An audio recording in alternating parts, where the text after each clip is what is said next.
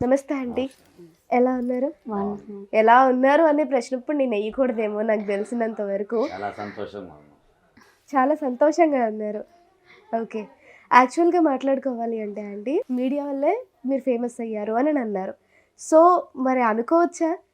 Media వల్లే కష్టాలు కూడా వచ్చాయి ఏమో అని? అంటే దీని గురించయితే మాకు పెద్దగా తెలీదు. హ్మ్. అంటే ఇది ఎట్లా ఏంటి, ఏం జరుగుతుందనేది మాకైతే తెలీదు. హ్మ్. అంత ఇది అనేది దీంట్లో లోతెంత ఇదనేది మనకు తెలీదు. హ్మ్. కాకపోతే కస్టమర్స్ చెప్పడం అయితే హ్మ్. ఎంత మీడియా వాళ్ళు వల్ల ఎంత మంచుందో అంత లాభం ఉంది. ఇదని చెప్పడం జరిగింది. మాకైతే తెలీదు. హ్మ్. ఓకే. అంటే ఇప్పుడు మీ ఒపీనియన్ ప్రకారం మీడియా వల్ల అంటే మంచి జరిగిందా? చెడు జరిగిందనుకుంటున్నారా? మంచే జరిగింది. మంచి జరిగింది. హ్మ్. అంతేనా? హ్మ్. అంటే మరి ఏ మీడియాలో అయితే మీరు ఫేమస్ అయ్యారో మళ్ళీ అది వల్లే కదా! చాలా వరకు మీరు ఎంతమందైతే వచ్చారో అక్కడ ఒక 20 మంది తినేవాళ్ళుంటే ఒక 30 మంది మీడియా వాళ్ళే ఉన్నారు. సో, అదొక గుంపయిపోయింది. ఆ గుంపు వల్ల ట్రాఫిక్ పోలీసులు ఏమనుకున్నారంటే అనవసరమైన రష్ క్రియేట్ అయిపోతుంది అనుకున్నారు. అంతకుముందు కూడా వీడియోలు తీశారు, చేశారు. కానీ ఇంత ఇదిగా ఎప్పుడూ లేదు. కాకపోతే ఇది ఎప్పుడైతే రూ. 1000 2 లివర్లు అన్నది ఎప్పుడైతే ఆంటీ ద్వారాగా వచ్చిందో దానివల్ల అయిపోయిన సంగతి కూడా మనకు అర్థం కాలేదు. మీకప్పుడు కూడా మాకు ఇంకా తెలీదు అర్థం అసలు. కాలే మాకు. 10 రోజుల నుంచే అది. మేము తెలుసుకునే లోపల అంతా జరిగింది. అది ఫోన్లు పట్టుకుని వస్తున్నారు, ఫోటోలు దిగుతున్నారు, అందరూ వీడియోలు తీసుకుంటున్నారు. అది దేనికనేది మాకు అర్థమయ్యే లోపల అన్నీ అయిపోయింది. అది అంటే మీరు ఎప్పుడు చెప్పలేదా వాళ్ళకి చెప్తున్నాం, ట్రాఫిక్ ఇష్యూ రోజు అయిపోతుంది? చెప్తున్నాం, రోజు చెప్తున్నాం, తీసేటప్పుడు కూడా చెప్తున్నాం. ట్రాఫిక్ ఇబ్బంది పడుతున్నారు, ఇదేదో సినిమా లాగా క్రియేట్ చేసినట్టుగా ఉంటుంది, వెళ్ళే వాళ్ళు కూడా ఆఫీస్ వస్తున్నారు అని కూడా చెప్పాము. అంటే ముందు కూడా ఆంటీ కూడా చెప్తాను ఉండేది, నేను మా పక్క నుంచి చెప్తా ఉంటాను, కొద్దిగా దయచేసి కోఆపరేట్ చేయండి. అవును అంటే తర్వాత లాస్ట్లో 3 ఆ టైంలో ఆంటీ గారు ఖాళీగా ఉంటారు, అప్పుడు చేసుకోండి అని చెప్తానే ఉంటున్నాను. వాళ్ళు అట్లా కాకుండా గిరాకుల్లోనే వచ్చేసేసి అది చేయటం అది అయిపోయిందండి. ఓకే. దానివల్ల ఇష్యూ అయిందంటారా? షాపు క్లోజ్ చేయించేంత పరిస్థితి వచ్చిందంటారా? ఇక ట్రాఫిక్ అంతా హెవీ అయిపోయింది కదా. ఇప్పుడు దానివల్ల అని చెప్పలేము, దానివల్ల కాదని చెప్పలేము. అట్లా ఉంది మా పరిస్థితి. ఓకే. షాపు రీఓపెన్ జరుగుతుంది అని చెప్పారు. యాక్చువల్గా సీఎం ఆఫీస్ నుంచి కూడా కాల్ వచ్చింది మీకు అన్నారు, నిజమేనా అది? ఎవరు కాల్ చేశారు సీఎం అంటే ఆఫీస్ సీఎం నుంచి? ఆఫీస్ నుంచి కాల్ చేశారు, తర్వాత చేసి మాట్లాడి ఇట్లా చెప్పారు, ధైర్యం చెప్పారు. ఎవరు ఫోన్ చేశారు అంకుల్? వాళ్ళ తాలూకా అదే సీఎం గారి తాలూకా పిఏనో మరి తెలియదు, అలా ఫోన్ వచ్చింది, చెప్పి ధైర్యం చెప్పి మీరు ఏం కంగారు పడవద్దు, షాప్ ఓపెన్ అవుద్దని చెప్పారు. కృతజ్ఞతలు తెలుపుకుంటున్నాం సీఎం రేవంత్ రెడ్డి గారికి. ఇద్దరం కలిసి మేము ఎప్పుడు ఆయన మా ఇంట్లో దేవుడిగా ఆయన పాలన ఎప్పుడు ఇలాగే ఉండాలి. ఆయనకి మేము ఎప్పుడు రుణపడి ఉంటాము. ఇక మా ఇంట్లో దేవుడు అంటే ఆయనే. ఇక అంటే నార్మల్గా మాట్లాడుకోవాలి అంటే మీకు ట్రాఫిక్ ఇష్యూ అంతకు ముందు నుంచి కూడా ఉంది. నిజం చెప్పాలి అంటే చాలా రోజుల నుంచి ట్రాఫిక్ ఇష్యూ నడుస్తూనే ఉంది. నాకు తెలిసి మీరు అన్నట్టు ఒక 10 రోజుల నుంచి జరుగుతూనే ఉంది. మరి ఈ 10 రోజుల్లో ఎప్పుడూ లేని ప్రాబ్లం నిన్నే ఎందుకు వచ్చింది? తెలీదు. సడన్ గా వచ్చి ఇలా అయిపోతుంది, తీసేయండి అది ఇది అని చెప్పడానికి రీజన్ ఏంటనుకుంటున్నారు మీరు? తెలియదు. వచ్చారు, ఆపారు, తీసుకెళ్ళారు. అంటే నిన్న బండి సీజ్ చేశారు అన్నారు కదా, అంటే ఆ బండి సీజ్ చేసేసారు, అసలు ఫుడ్ కూడా తింపనివ్వలేదా? అడిగాను, దాంట్లో పెద్ద ఆయన ఒక ఆయన ఉన్నారు, ఇది సార్ ఇట్లా సార్ అంటే అందరినీ దింపుకొని ఇచ్చారు. మమ్మల్ని దింపుకొని పోయేటప్పుడు కొంచెం బాధ అనిపించింది. దాంట్లో అడిగాము సార్ అని అంటే పాపం దాంట్లో పెద్ద ఆయన ఒక ఆయన ఉన్నారు, ఆయన ఇక సరే పెద్ద సార్ ఉన్నారు ఇక దింపుకోమని ఇక వెళ్ళారు. లోపల ఇంకొక ఆయన వచ్చి ఇక బ్యాన్ వేసుకుని వెళ్ళిపోయారు. ఒక అన్నం గిన్నె ఒకటి దింపాము, అన్నం గిన్నె ఇంకేంటిది చికెన్ ఫ్రై డబ్బాను మామూలు కర్రీ డబ్బా ఒకటి దింపాము. అంతే. అంత సడన్గా అంత నిర్ణయం ఎందుకు తీసుకోవాల్సి వచ్చింది? తెలీదు. అంటే కంప్లైంట్ ఇచ్చారని చెప్పారు మా మీద. మా కంప్లైంట్ వచ్చింది, మేము యాక్షన్ తీసుకున్నాం అన్నారు. ఓకే. మీ అబ్బాయిని కూడా కొట్టడం జరిగింది అన్నారు. అంటే అది ఊరినే కొద్దిగా తొయ్యడం అనేది జరిగిందట. తొయ్యడం అనేది జరిగింది, కొట్టడం అనేది జరగలేదు. అంటే ఇట్లా తొయ్యడం. ఏం కాదండి, పర్లేదు మాట్లాడండి. లేదు మేడం, ఉన్నది చెప్తాం కదా, ఉమ్, అవి ఏం లేవు. కానీ కొద్దిగా ఆ మూమెంట్ లో కొద్దిగా వాళ్ళకి కూడా తలకాయ నొప్పి ఉండి ర్యాష్ గా కొద్దిగా తోసారు అంతే. అదే. ఉమ్.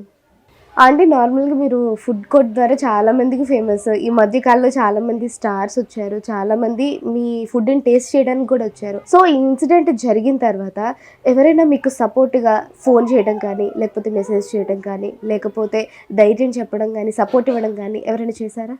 ఇండస్ట్రీ నుంచి కావచ్చు, లేకపోతే ప్రభుత్వం నుంచి కావచ్చు. ప్రభుత్వం నుంచి సీఎం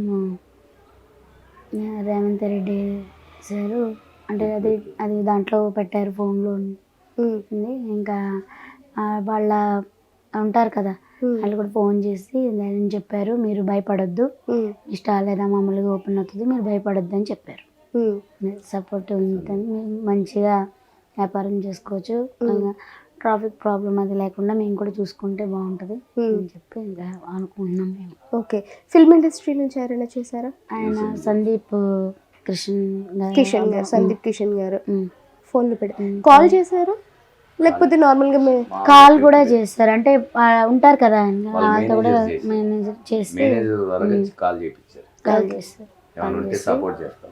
నేను సపోర్ట్ చేస్తాను, మీరు భయపడకండి ఉమ్, అని చెప్పి ఆయన కూడా సపోర్ట్ చేస్తారు. ఉమ్, ఓకే. సందీప్ కృష్ణ గారు కూడా కృతజ్ఞతలు. సందీప్ కృష్ణ గారికి కూడా నిజంగా అందరికీ థ్యాంక్ యూ. మీ మాటల్లో చాలా నీరసంగా అనిపిస్తుంది. యాక్చువల్గా చెప్పాలి అంటే పొద్దున్న నుంచి ఇంటర్వ్యూస్ ఇస్తూనే ఉన్నారంటే కదా. నిన్నటి నుంచి ఫుడ్ లేదు అసలు. నిన్న మార్నింగ్ కూడా తినడానికి టైం సరిపోలే నాకు. నిన్న అంటే ఇట్లా మీ ఛానల్ వాళ్ళు వస్తున్నారు కదా మార్నింగ్ టైం కూడా, ఇంకెట్లా తోటి అసలు నిన్న తినలేదు, నిన్న అత్తమాని తినలేదు. నిన్న ఇంకా అట్లా జరిగింది. ఇక నాకు మొత్తం అది ఏంటంటే ఇక ప్రాణం ఎలానో అయిపోయింది అట్లా. కానీ కస్టమర్స్ బాగా ధైర్యం చెప్పారు, నీకు ఆంటీ భయపడొద్దు, నువ్వు ఇంకా రాముడు వచ్చాడు, రామరాజ్యం వచ్చింది, రామరాజ్యంలో అన్యాయం అనేది జరగదు, నీకు ఎప్పుడు దేవుడు తోడుంటాడు అని చెప్పి నిన్న నా కస్టమర్స్ అందరూ కూడా జై శ్రీరామ్ జై శ్రీరామ్ అని కూడా అక్కడ అరిచారు నా హోటల్ దగ్గర. నిజంగా రాముడు ఉన్నాడు, రాముడు ఎవరో కాదు మన సీఎం రేవంత్ రెడ్డి గారు. Thank you sir, thank you very much. ఆయనకి ఎప్పుడు నేను రుణపడి ఉంటాను. ఆయన ఎప్పుడు మా ఇంట్లో ఇక దేవుడు, మా దేవుడు అంటే ఇక ఆయనే. అది ప్రజలందరూ దేవుడు కూడా, మనందరికీ కూడా నిజంగా అలాంటి నాయకులు ఉన్నందుకు మనం ఎంతో అదృష్టం చేసుకుని ఉన్నాం. ఇలాంటి ఇది వచ్చినందుకు నిజంగా అంటే చాలా చాలా థ్యాంక్స్. ఓకే. మొన్న ఇక్కడే కూర్చున్నాము ఇదే ఛానల్ ద్వారా. నాకు ఇంటర్వ్యూలో ఒకటి మీరు చెప్పారు, ఊళ్ళో పొలాలు ఉన్నాయి అంట, ఇన్నోవా కారు ఉందంట, ఇలాగా పెద్ద ఫ్లాట్ ఉందని చెప్తున్నారు, మరి అని వాస్తవమేనా అని అడిగినప్పుడు మీరు ఒక మాట చెప్పారు, జగన్ గారు ఇచ్చిన ఒక ఇల్లు మాత్రమే ఉంది నాకు అని. కానీ ఇప్పటి వరకు ఆంటీ అనేది జస్ట్ నార్మల్గా ఫుడ్ కోర్ట్ ద్వారా ఒక ఫుడ్కి మాత్రమే ఫేమస్ అయిన ఆంటీ ఒక్కసారిగా పొలిటికల్కి చేసుకున్నారు. నిజం చెప్పాలంటే ఒక రకంగా ఆంటీ పొలిటికల్ వాటికి కూడా వెళ్ళిపోయారు, రాజకీయాలకు సంబంధించిన వాటిలో కూడా మిమ్మల్ని వాడేసుకున్నారు. సో దాని మీద ఏమైనా క్లారిటీ ఇవ్వగలరా? అసలు జగన్ గారిది మీకు ఇల్లు ఎప్పుడు వచ్చింది, ఎప్పుడు ఇచ్చారు, ఎక్కడొచ్చింది అనేది? అంటే చాలా మందికి దీని మీద అనుమానాలు ఉన్నాయి, ఆ అనుమానం మీద ఒక చిన్న క్లారిటీ ఇవ్వండి. అందరూ పొద్దున్నుంచి ఇదే అడుగుతున్నారు, అదైతే మాకు తెలీదు, తెలియదు. ఇట్లా మీరే కదా అడిగారు, అది ₹1,00,00,000 ఇది ఉందంట కదా, బెంచ్ కార్ ఉంది కదా అని అడిగినప్పుడు ఇక నేను చెప్పాను, నా పేరు మీద అంటూ అది వచ్చిన ఆస్తి అంటే అదొకటే. అది మొన్న నవంబర్లో వచ్చింది, మొన్న నవంబర్లోనే 2023 నవంబర్లో వచ్చింది. అయితే అది కూడా ఇంకా అంటే నా పేరు మీద ఉన్నదైతే అది ఒక్కటే నాకంటూ. ఇక అది కూడా ఇంకా బ్యాంక్లో లోన్ ఉంది, అంటే అది అప్పు తీరినాకే కాగితాలు మనకి ఇస్తారట. అది వస్తే ఇక అదొక్కటే ఇక నా పేరు మీద ఉన్నది. అది ఆస్తులు అంటే నాకు అంటూ ఏమీ లేవు, అదొకటే నాకు ఆస్తి. ఓకే. అంటే నార్మల్గా ఆ ఒక్క మాటని తీసి ఇప్పుడు నిజం చెప్పాలంటే 2 తెలుగు రాష్ట్రాలు ఆ ఒక్క ముక్క ఎక్కడెక్కడో తిరుగుతా వస్తుంది. అంటే జగన్ గారు మీ పాలిట దేవుడు అన్నట్లు, జగన్ గారు మీకు ఆ ఇల్లు ఇచ్చారు అన్నట్టు, చాలా వరకు మీరు ఆ వైసీపీ తరపున ఒక స్టార్ క్యాంపైనర్ అన్నట్టు చూపిస్తున్నారు. అది ఎంతవరకు వాస్తవం అసలు? ఇప్పుడు తెలియదమ్మా, తెలియకుండా ఏం మాట్లాడాను. అసలు అదేంటనేది కూడా మీరు ఇప్పుడు మీరు చెప్తుంటే నాకు తెలుసు. ఉమ్.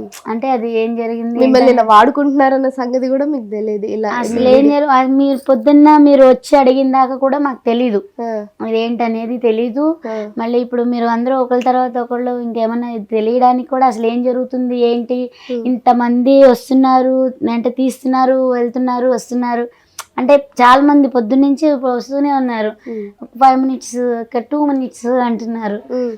అట్లా ఇక అంటే ఇక ఈ ఏంటి ఒక్క మాట తెలియదు, మీదనా? ఇక తెలియదు ఇక అంటే అసలు ఏం జరుగుతుంది అనేది మాకు అసలు తెలీదు. ఉమ్, ఇంకా బయట ఇదనేది మాకు అంటూ తెలీదు ఉమ్. అసలు ఏంటనేది. ఓకే.